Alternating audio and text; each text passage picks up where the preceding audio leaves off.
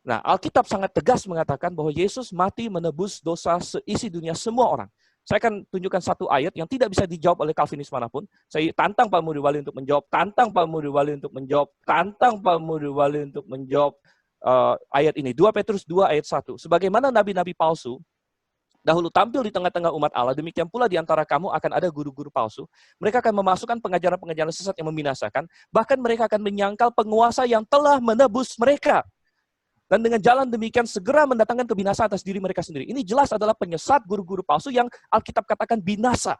Tetapi walaupun orang-orang ini binasa, dikatakan mereka menyangkal penguasa yang telah menebus mereka. Jadi Yesus mati di kayu salib menebus mereka, itu jelas, itu pengajaran Alkitabiah gitu. Tapi mereka menolak penebusan Tuhan itu. Tadi Pak Muriwali bilang mau ketat, tapi tidak ada satupun dari ayat saya yang dia sentuh. Tidak ada satupun. Dan kemudian dia berkata, dia tidak mengutip ayat, tetapi itu kesimpulan dia sendiri. Itulah bahayanya tidak mengutip ayat, Pak. Saya mengutip ayat, ayatnya saya tunjukkan di screen, supaya jelas. Sedangkan Bapak memberikan kesimpulan pemikiran Bapak sendiri kalau begitu. Kembali sekali lagi Bapak menambahkan kata hanya, kata saja kepada ayat-ayat itu yang Bapak akui tidak ada dalam ayat itu, tetapi merupakan buah kesimpulan Bapak sendiri. Gitu. Yang nabrak dengan ayat-ayat yang saya berikan. Dan tidak berani Bapak sentuh satupun. Saya tantang Anda membahas 2 Petrus 2 ayat 1, Pak. Mengenai 2 Petrus 2 ayat 1, ya.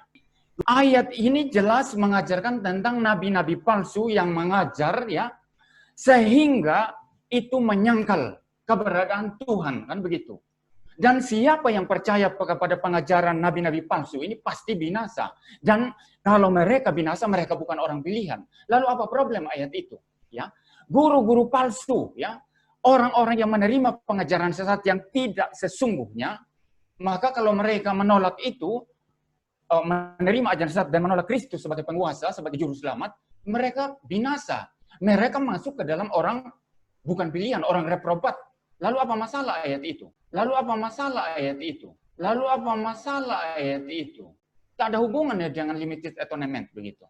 Jadi Anda menggunakan ayat ini untuk menyerang, tetapi saya kira itu tidak masuk ya serangan Anda.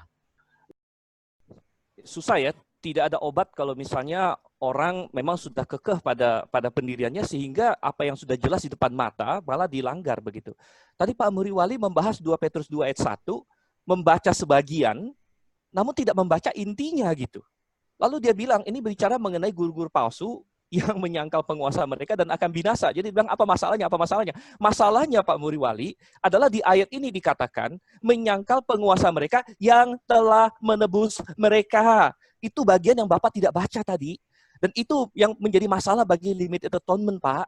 Begitu. Saya heran ayatnya sudah di depan mata, tapi masalah utama, poin utamanya malah dilompatin gitu, tidak dibahas sama sekali. Lalu tanya masalahnya di mana? Masalahnya adalah ini adalah orang-orang yang binasa, seperti Bapak akui tadi. Ini orang yang binasa, ini nabi-nabi palsu, tapi ayat Alkitab dengan jelas, dengan tegas mengatakan bahwa Tuhan Yesus, penguasa yang mereka sangkal itu telah menebus mereka. Gitu. Bapak lari dari ayat ini, katanya mau fokus gitu. Silakan, penguasa yang telah menembus mereka, mereka ini adalah orang-orang yang Bapak akui binasa begitu. Ini adalah kaum reprobat begitu. Saya tantang Calvinis manapun untuk menjelaskan ayat ini.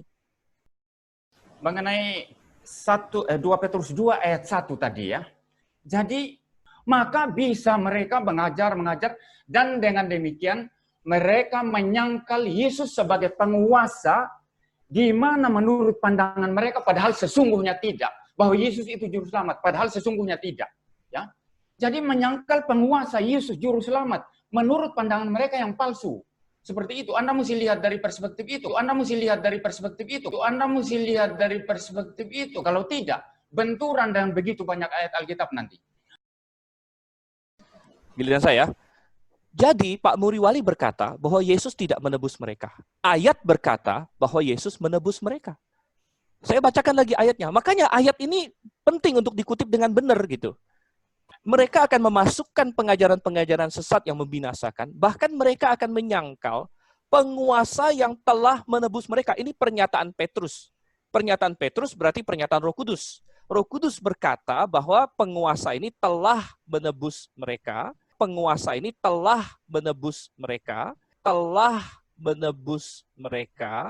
tetapi mereka sangkal, dan karena itulah mereka binasa. Karena mereka menyangkal penguasa yang telah menebus mereka. Tidak dikatakan bahwa mereka menyangkal penebus yang dalam ajaran mereka menebus mereka. Bukan, tidak dikatakan bahwa mereka menyangkal penebus yang dalam ajaran mereka menebus mereka. Bukan. Ayat berkata bahwa mereka menyangkal penguasa yang telah menebus mereka. Inilah permasalahan Calvinis. Calvinis menambahkan banyak hal ke dalam firman Tuhan yang tidak ada di situ. Calvinis menambahkan banyak hal ke dalam firman Tuhan yang tidak ada di situ untuk lari dari konsekuensi doktrin mereka begitu. Ya, mengenai 2 Petrus 2 ayat 1 ya, penjelasan saya sudah jelas ya. Saya mau kutip sekarang dari versi King James ya. Dikatakan di sana, but there were also false prophets among the people, even as there will be false teachers among you, who will secretly bring in destructive heresies, even denying the Lord who brought them. Di sana ada istilah even denying the Lord who brought them. Berarti apa ini? Ya, jadi Tuhan yang membawa mereka ya. Ini jelas hanya membawa mereka kepada siapa? Kepada bagaimana mereka di dalam posisi mereka. Mereka bisa mengajar, mereka bisa berrelasi dengan orang-orang umat Tuhan, dengan orang-orang pilihan dan lain sebagainya. Tapi membawa pengajaran sesat. Mereka bukan orang-orang yang sungguh-sungguh diselamatkan di situ. Ya, jelas itu.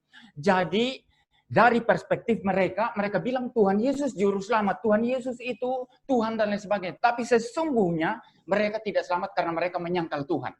Itu intinya, ini sudah terjawab ya. Pak Muriwali mencoba menjawab 2 Petrus 2 ayat 1 dengan mengutip King James Version, namun dia mengutipnya salah. Saya tidak tahu salahnya ini salah karena dia salah baca atau memang dia kurang paham bahasa Inggris atau gimana. Dia bilang, even denying the Lord that brought them, dia bilang, dia salah baca di situ. Bukan the Lord that brought them, tapi the Lord that bought them. Lalu Pak Muriwali mencoba untuk lari dan berkata bahwa Tuhan hanya membawa mereka, brought, begitu ya. Salah Pak, katanya bukan brought, tapi bought. Ini berasal dari bahasa Yunani, dari kata agora, menebus, membeli mereka. Jadi dalam bahasa Inggris ada perbedaan besar antara brought dengan bought. Jadi Tuhan dikatakan di sini telah membeli mereka, telah menebus mereka. Menebus itu artinya kita membayar suatu harga. Itulah kata yang dipakai, agora, membeli, menebus mereka. Jadi ayat ini sangat jelas, Pak. Jadi penjelasan Pak Muriwali mentah semua karena kata yang dicecar pun salah gitu.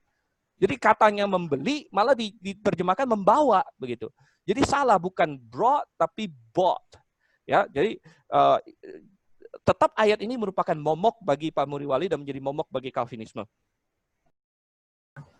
Ya, baik. Itu saya akui tadi saya terlalu cepat membaca, jadi saya membaca brought tadi ya, padahal baut di sana ya. Ya, jadi ini saya akui, ini saya keliru karena terlalu cepat membaca ya. Baik. Dengan demikian, Pak Muriwali mengakui bahwa sebenarnya dia tidak bisa menyelesaikan 2 Petrus 2 ayat 1 tanpa menambahkan kata-kata kepada ayat ini begitu.